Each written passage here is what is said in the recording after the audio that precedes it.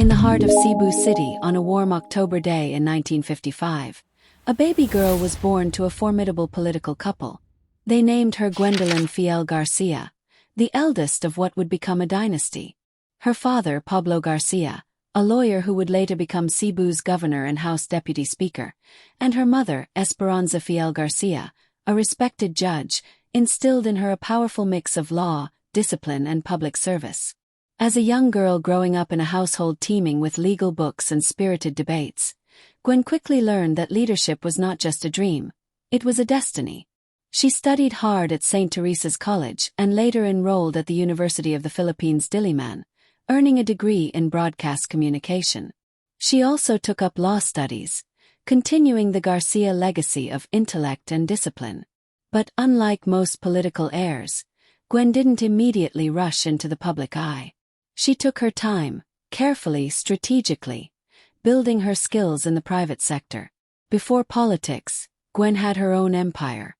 In the late 1990s, she became chairperson of the Leyte Cooperative Bank and later founded GGC Group Incorporated, a family-owned enterprise engaged in LPG, gasoline, ice plants, and even a private port operation.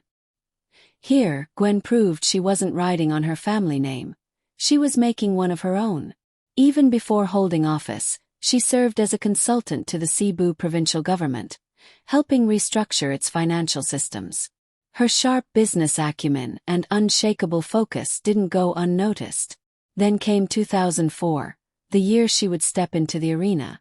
That year, Gwen shattered Cebu's political glass ceiling, becoming its first female governor, a milestone in a province steeped in tradition and patriarchy. Her victory wasn't just historic. It was emphatic. And she would go on to serve 3 consecutive terms until 2013. Dubbed the Iron Lady of the South, Gwen was as tough as she was brilliant. Her 12-point agenda focused on infrastructure, tourism, agriculture, and peace. One of her boldest moves, declaring an all-out war against the insurgents, and succeeding in making Cebu insurgency-free. Unlike typical politicians, Gwen brought a CEO's mindset to governance.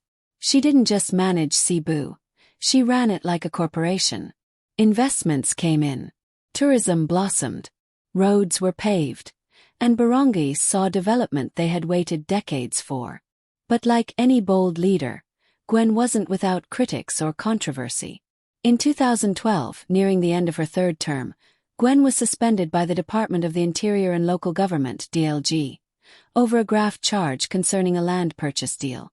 She refused to vacate the capital, triggering a dramatic standoff with national authorities. The move was political, many believed. And Gwen fought back, legally, publicly, and fearlessly. Though her suspension was upheld, it didn't break her spirit. In fact, it fueled her next move. By 2013, she had rerouted her career, winning a seat in the House of Representatives for Cebu's 3rd District. As a congresswoman, she served 2 terms and was later appointed deputy speaker, cementing her position as a national figure. In 2019, Gwen made her triumphant return to the governorship. And this time she did not just win, she dominated. Her 2019 comeback marked a new era. Gwen Garcia wasn't just a governor. She was the face of Cebu's resurgence. She launched a full review of provincial assets, revealing that Cebu's real wealth had long been undervalued. By 2021, under her leadership, Cebu became the richest province in the Philippines, boasting assets worth over PHP 215 billion. During the pandemic, while other leaders hesitated, Gwen made bold, often controversial decisions. Dropping RT-PCR test requirements for tourists, easing mask mandates early, and encouraging economic revival. Many criticized her. But the numbers spoke louder. Cebu's economy bounced back faster than most provinces. Her approval ratings soared. In the 2022 elections, she made history again, becoming the first Cebu politician to get over 1.4 million votes. Despite her public persona, sharp, articulate, commanding, Gwen Garcia keeps a private side. She is married to Eufrosino Pong Codilla Jr., a businessman-politician from Leyte. The couple shares 3 children. One of them, Christina Frasco, is following closely in Gwen's footsteps. Christina served as mayor of Liloan and is now the country's Secretary of Tourism, appointed by President Ferdinand Bongbong Marcos Jr. The Garcia legacy, it seems, is in safe hands. Gwen is also a doting grandmother, and despite her tight schedule, she finds time for family events, church visits, and even Cebuano cultural celebrations. Her personal life is a mirror of her public discipline. No lavish parties or showy displays. Gwen's lifestyle is understated, professional, and tightly aligned with her goals. She drives a Mitsubishi Pajero, owns modest but high-value properties in Ormoc City and Cebu, and has significant holdings through GGC Group Incorporated, the family business empire she helped build.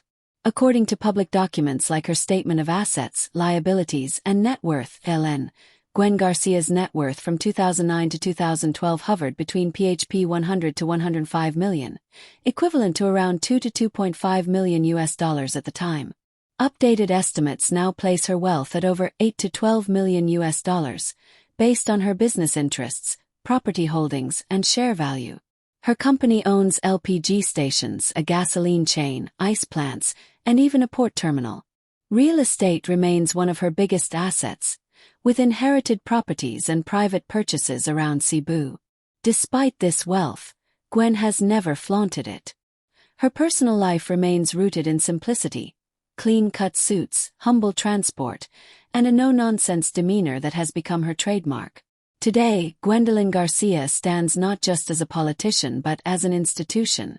She is among the most awarded women in the country, recognized by the Filipino Women's Network, Asia's most influential, and even international forums for leadership. Her ability to balance governance, business, family, and public scrutiny has made her a role model to many, especially women looking to break barriers in politics. She has survived power struggles, legal challenges, media firestorms, and public doubts. And through it all, she remains what Cebuanos have always called her. Indie Gwen, the woman who never backed down.